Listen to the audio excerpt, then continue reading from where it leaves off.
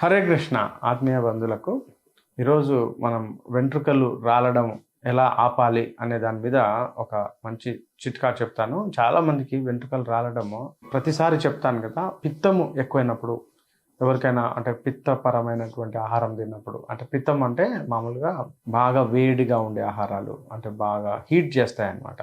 మన శరీరంలోకి వెళ్ళి బాగా వేడిని క్రియేట్ చేస్తాయి.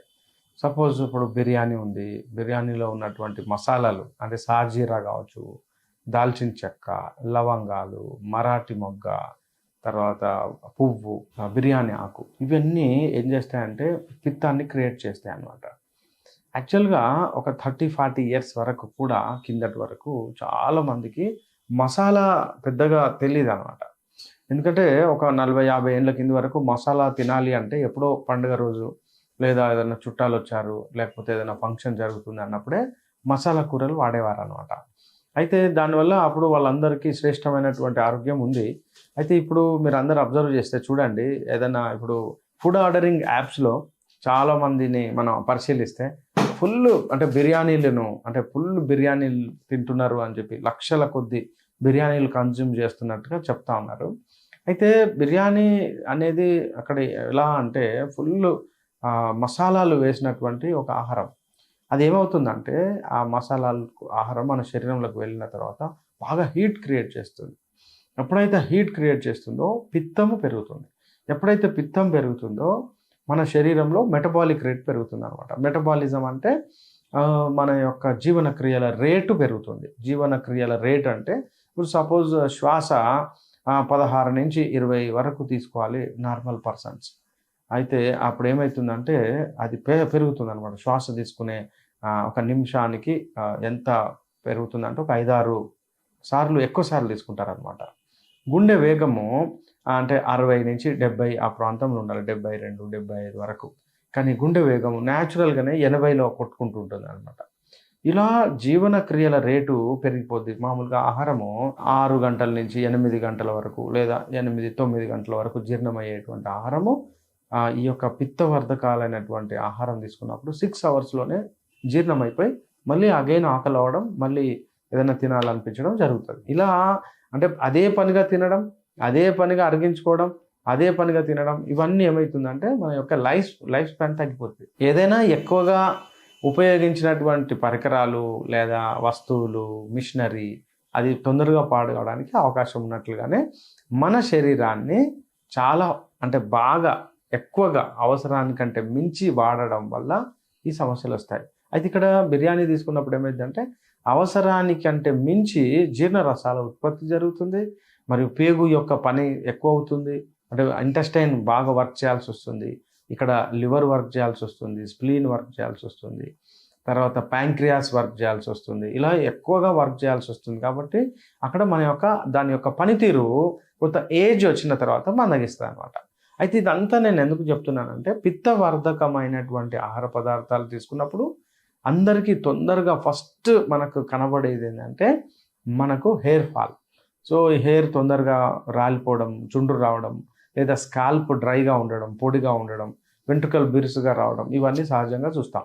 సో దీనికి అద్భుతమైనటువంటి ఒక చిట్కా ఏంటంటే మామూలుగా బొప్పాయి ఆకులు ఉంటాయి కదా, అయితే బొప్పాయి పూలను సేకరించి, అది చాలా కొంచెం కష్టమైన పనే, కానీ బొప్పాయి పూలు కనుక సేకరించి ఆ పూల రసాన్ని మనం దాన్ని కొంచెం మామూలుగా చేయితోటే లేదా మోర్టార్ అంటాం చూడండి, అంటే అల్లం దంచుకుంటాం చూసారా, అట్లాంటి దాంతో దంచుకొని, అంటే మామూలుగానే దంచాలి దాన్ని, కొన్ని పూలను తీసుకొని దాన్ని మెత్తగా స్మాష్ చేసి కొంచెం రసం తీసుకొని దీన్ని ఎవ్రీడే ఈవినింగ్ కనుక మనం పెట్టుకుంటే కొంచెం రిజల్ట్ వస్తున్నట్టుగా మేము అబ్జర్వ్ చేసాం. సో బొప్పాయి పూల రసం, దీంట్లోకి ఏమీ కలపనక్కర్లా, మీరు ట్రై చేసి చూడండి. బొప్పాయి పూల రసం, దాన్ని కొంచెం స్మాష్ చేసి ఆ రసాన్ని ఎవ్రీడే నైట్ పడుకుంటప్పుడు పెట్టుకొని మార్నింగ్ వాష్ చేసుకుంటే రసమే కాబట్టి పెద్దగా ఏమీ ఇబ్బంది ఉండదు. తలస్నానం చేయడం చాలా ఈజీ అవుతుంది. మీరు ఒకసారి ట్రై చేయండి. శరీరంలో బాగా హీట్ ఎప్పుడైనా మలం విసర్జించినప్పుడు బాగా వేడిగా అనిపించడం, మూత్రం పోసినప్పుడు మంటలాగా వేడిగా అనిపించడం, ఒళ్ళంతా వేడిగా ఉన్నట్టు, లేకుంటే ఎంతసేపు చల్లగా ఉంటే బాగుండు, చల్లటి నీళ్ళ స్నానం చేస్తే బాగుండు, చల్లటి నీళ్ళతో మొహం కడుక్కుంటే బాగుండు, ఇలాంటి లక్షణాలు అనిపిస్తున్నాయి అంటే అది ఖచ్చితంగా శరీరానికి సంబంధించి వేడి అయినట్టు. ఎందుకు అట్లా అవుతుంది అంటే మనం తినేటువంటి ఆహార పదార్థాలలో ఎక్కువగా ఉప్పు, కారం, మసాలా ఈ 3 ఎక్కువగా తినడం వల్ల మనకు బాగా పిత్తం పెరగడానికి అవకాశం ఉంది. కాబట్టి మనము మ్యాక్సిమం ఈ యొక్క పిత్తాన్ని తగ్గించేటువంటి పని చేయాలా. రెండవది ఏంటంటే ఒక మంచి చిట్కా ఏంటంటే గుంట గలగర ఆకు. ఇది కామన్గా అందరం చెప్తాము. సో గుంట గలగర, నీలి ఆకు, నీలి ఆకు కూడా తొందరగా బాగా ఎక్స్ట్రాడినరీగా పనిచేస్తుంది. గుంట గలగర బాగా పనిచేస్తుంది. నువ్వుల యొక్క పూలు ఒకవేళ దొరికితే నువ్వుల యొక్క పూలు, ఇవి కూడా దొరకకపోతే బెస్ట్ ఆప్షన్ త్రిఫలా చూర్ణం. మార్కెట్లో ఏ ఆయుర్వేద షాప్కి వెళ్ళినా త్రిఫలా చూర్ణం దొరుకుతుంది. ఆ త్రిఫలా చూర్ణాన్ని కనుక కలిపి పేస్ట్ లాగా చేసి దాన్ని మాడుకు పట్టిస్తే ఎవ్రీడే మనకు ఇటు హెయిర్ ఫాల్ తగ్గుతుంది, తెల్ల వెంట్రుకల నుంచి మనకు తొందరగా అంటే మళ్ళీ యంగ్స్టర్స్ అనుకోండి తెల్ల వెంట్రుకలు అవుతున్నాయంటే మళ్ళీ గ్రే హెయిర్ నుంచి మళ్ళీ బ్లాక్ హెయిర్ కావడానికి అవకాశం ఉంది. అయితే ఇలా ఇంకొక మంచి చిట్కా ఉందండి. అదేంటంటే మీరు ఏదైనా పేస్ట్ కానీ లేదా హెయిర్ గురించి ట్రీట్మెంట్ స్టార్ట్ చేసినప్పుడు బాగా తుప్పు పట్టిన మేకులు అందులో వేయాలి. సో ఇదేందో భలే ఉంది కదా, తుప్పు పట్టిన మేకులకు కూడా చాలా ఉపయోగంగా అనిపిస్తుంది కదా. యాక్చువల్గా ఏంటంటే మన శరీరంలో ఎప్పుడైతే డైరెక్ట్ మినరల్స్ కానీ మెటల్స్ కానీ ఇంకా చెప్పాలంటే కాంపౌండ్స్ కానీ అబ్జర్వ్ చేసే పరిస్థితి లేనప్పుడు కూడా మనకు ఈ వెంట్రుకలు రాలడానికి అవకాశం ఉంది. యాక్చువల్గా వెంట్రుకలు రాలడానికి, వెంట్రుకలు తెల్లగా మారడానికి క్రోమియం, మ్యాంగనీస్, జింక్, కాపర్ ఇలా ఈ మెటల్స్ తగ్గడం వల్ల మెయిన్ మన తెల్ల వెంట్రుకలు వస్తాయి అన్నమాట. సో మనం ఓరల్గా తీసుకోవడం మర్చిపోతున్నాం సరిగా. మన కోబాల్ట్ కావచ్చు, నిక్కెల్ కావచ్చు, మ్యాంగనీసు, మెగ్నీషియము, కాపర్, క్రోమియం ఇవన్నీ బ్లాక్గా ఉంటాయి అన్నమాట. డార్క్ బ్రౌన్గా బ్లాక్గా ఉంటాయి ఈ మెటల్స్, ఈ మెటాలిక్ కాంపౌండ్స్. మనము వాటిని సరిగా తీసుకోకపోవడం వల్ల మెయిన్ అది అందక సో మనకు వెంట్రుకలు తెల్లగడానికి అవకాశం ఉంది. సో వీటిని తగ్గించడానికి మనము ఈ మామూలుగా మేకులు ఉంటాయి కదా, మామూలు మేకులు తుప్పు పట్టినవి అయి ఉండాలి. అయితే ఫ్రెష్ది అయితే అందులోంచి ఐరన్ ఎక్స్ట్రాక్ట్ కాదనమాట. లేదా ఏదైనా మేకులు కావచ్చు, ఇనుప రేకులు తుప్పు పట్టిన బాగా తుప్పు పట్టాలి. ఎందుకంటే దాంట్లో ఫెర్రస్ ఆక్సైడ్ ఉంటుంది.